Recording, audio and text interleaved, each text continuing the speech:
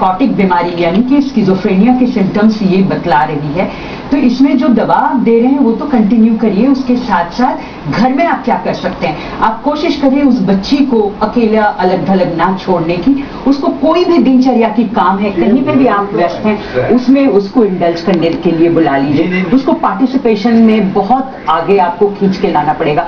तो उससे होगा क्या, जो बच्ची ये सेल्फ टॉकिंग में इंडल्ज कर रही है या हेलुसिनोजेनिक जो बर्ताव इसका है वो टूट जाएगा। वो टूटने से इसको रिहैबिलिटेशन में थोड़ी मदद मिलेगी। ये बड़ी महत्वपूर्ण, डॉक्टर साहब ने भी कहा बड़ा कामगार साबित होता है। और उसमें भी मेरी इनसे ये राय होगी कि जब भी आपको इस तरह की चाह हो कि जो चीज आप कर रहे हैं वो करते चले जाए लगातार, उसमें ब्रेक लाना बहुत जरूरी है। अमूमन ये पाया जाता है जो मरीज ओसीडी के होते हैं, अगर वो साइक्लिकल जो मोनोटोनी है उसको ब्रेक कर दे और वहां से हट जाए, दूर निकल जाए कहीं, जो सिचुएशन में आप हैं जहां पे ये आप करते चले जा रहे हैं वहां से हट जाए, तो वो भी एक ब्रेक ला देती है। वो साइक्लिकल थॉट्स में अगर ब्रेक आ जाती है तो उसमें भी मरीज को जो है राहत मिलती है। तो ये ओसीडी, फ्रस्ट्रेशन ऐसी चीज है, नाकामी ऐसी चीज है कि हर इंसान को झेलना पड़ता है। कई बंदों में ऐसे होते हैं, कोई इंडिविजुअल्स की कोपिंग स्ट्रैटेजी जो होती है, उनको झेल पाने की शक्ति जो होती है वो ज्यादा होती है। अगर आपके पास जन्मजात होती है, ये जन्मजात होती है या एक्वायर्ड है? ये झेलने की आदत जी, ये कुछ हद तक तो जन्मजात है और कुछ आपकी परवरिश के दौरान, अगर आपका माहौल सही है, सपोर्टिंग एनवायरनमेंट है और आपकी जो फ्रस्ट्रेशन है उससे आप झेलते आ रहे हो, उसके लिए सपोर्ट सिस्टम है, तो आप झेल लेते हो। लेकिन डिप्रेशन अक्सर औरतों में ज्यादा पाई जाती है और ये ऐसी अवस्था है कि अक्सर आप अपनी दिनचर्या में झेल लेते हो इसको। लेकिन पहचान के लिए हमारे पास 3, जैसे डॉक्टर साहब ने भी कहा, इंटेंसिटी, ड्यूरेशन और फ्रीक्वेंसी। अगर आपकी दिनचर्या में आप काम कर पा रहे हो, चूक नहीं रहे हो और किसी तरह से आप खींचते चले जा रहे हो जिंदगी की जो भी आपकी करणीय चीजें हैं, तो हम उसे इतनी सीरियसली नहीं लेते हैं। लेकिन अगर बेवजह, देखिए एंजाइटी भी ऐसी चीज है, चिंता ऐसी चीज है जो हर एक की जिंदगी में है, हर एक इंसान उससे झेलता है रोजमर्रा की जिंदगी में।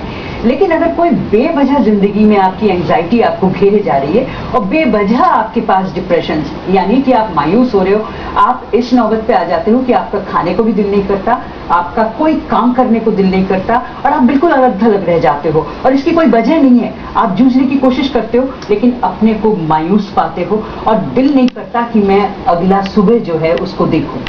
तो ये हालात अगर आपकी लगातार चल रही है तो definitely it's a serious condition.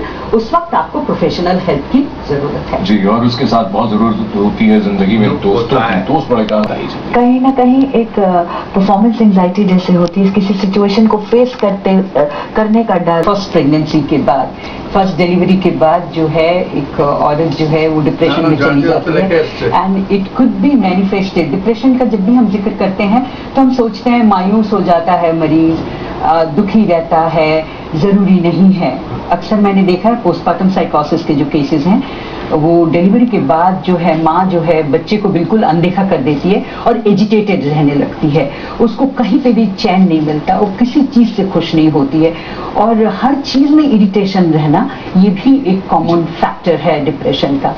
तो ये औरतों में खास करके आप देखेंगे कि मूड स्विंग्स जो हैं वो प्री मेनोपॉजल स्टेज में भी आ जाती है, तो वहाँ पे भी ये पीएमएस सिंड्रोम की तरह से जाना जाता है। हर महीने जब आपकी साइकिल शुरू होती है, माहवारी शुरू होती है, उससे पहले आपको मूड में आपकी तब्दीली आ जाती है। क्या हार्मोन्स में चेंज हो रहा है? ये हार्मोनल चेंजेस की वजह से भी हो जाता है। जब भी आप मूड की बात करते हैं और खास करके डिप्रेशन की बात करते हैं तो कुछ रासायनिक तत्व है हमारे शरीर में जिसमें ये तब्दीलियां ला देती हैं। तो डोपामिन वगैरह है और भी केमिकल्स हैं जिसमें ये तब्दीलियां आ जाती हैं। तो उसमें सिर्फ मेडिसिन से नहीं, आपके सोच के जरिए जो साइकोथेरेपी हम देते हैं वो आपके सोच के जरिए हम आप तक पहुंचाते हैं। तो अगर आपकी सोच में हम सुधार कर देते हैं तो बहुत जल्दी ऐसी सिचुएशन आ जाती है जब मरीज को मेडिसिन की जरूरत नहीं पड़ती, वो खुद ही अपने आप को संभाल लेता है। बायोफीडबैक वगैरह भी है जिससे आपकी हाइपरटेंशन भी कंट्रोल हो जाती है। हमारे पास एक ईमेल आया है, कहा कर दें ये, और ये हमारा कार्यक्रम इस समय देख रहे हैं, और इन्होंने ये लिखा कि ये किसी कंपनी में बैंगलोर के पास एरिया मैनेजर के तौर पे काम करते हैं। इन्होंने कहा कि आपने जब ये लक्षण जो बताए हैं कि अकेले रहना, किसी काम में दिल न लगना, और यहाँ तक कि दिनचर्या में भी मतलब ये कहीं किनारे अपने रहते हैं, ये कह रहे हैं कि मुझे लग रहा है कि ये सारे लक्षण मेरे भीतर भी हैं।